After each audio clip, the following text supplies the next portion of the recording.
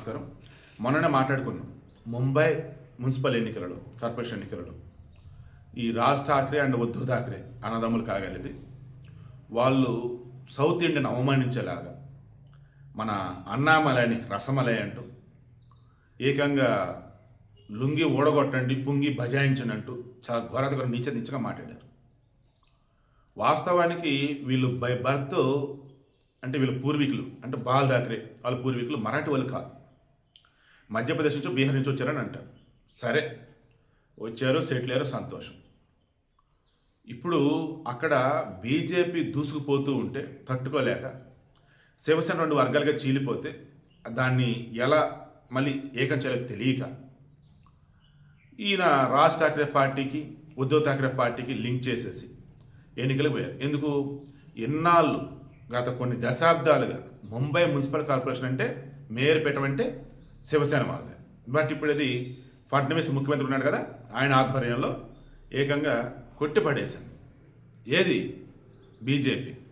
ఇప్పుడు బీజేపీ అంటే మిత్రపక్షాలు కలగలిపి ముంబై మేయర్ పెట్ట మీద మొట్టమొదటి కూర్చోబోతూ ఉన్నాయి. ఇక మన అన్నామలై వెళ్ళి మొన్న ఎక్కడైతే ప్రచారం చేశాడో ఏకంగా 13,000 ఓట్ల మెజారిటీతో బ్రహ్మాండంగా గెలిచాడు. సింపుల్, నేను చెప్పదలుచుకుంది. మొన్న వీడియోలో కూడా అదే చెప్పారు. ఎవరైతే ప్రాంతీయ విభేదాలని బూచిగా చూపి ప్రజలని రెచ్చగొట్టి వాళ్ళ పబ్బం గడుపుందని చూస్తారో వాళ్ళకి ప్రజలే కర్రు కాల్చి వాత పెడతారు. ఈ భారతదేశంలో ఎవరైనా సరే ఇంకా కులం, ప్రాంతం, మతం పేరుతో రాజకీయాలు చేసి లబ్ధి పొందాలని చూస్తే ఆ క్షణం జనాలు చప్పట్లు కొట్టవచ్చు. బట్ ఓట్లలో వారు ఏంటో చూపిస్తారు, వాళ్ళ పవర్ ఏంటో చూపిస్తారు.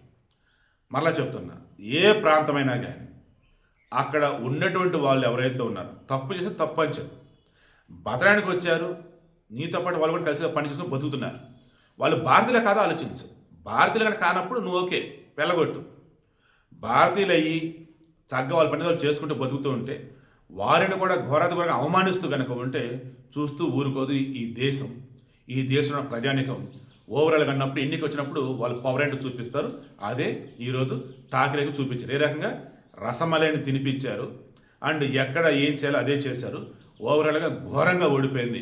ఇక కాంగ్రెస్ అన్నప్పటికి చెప్పేదే ఉంది, ఇక ఉన్నామంటున్నామన్నట్టు ఏదో అంతిమంగా ఈరోజు ముంబై మున్సిపల్ ఎన్నికలలో ఆడున్న ప్రజానికం ఇచ్చినటువంటి తీర్పు సూపర్.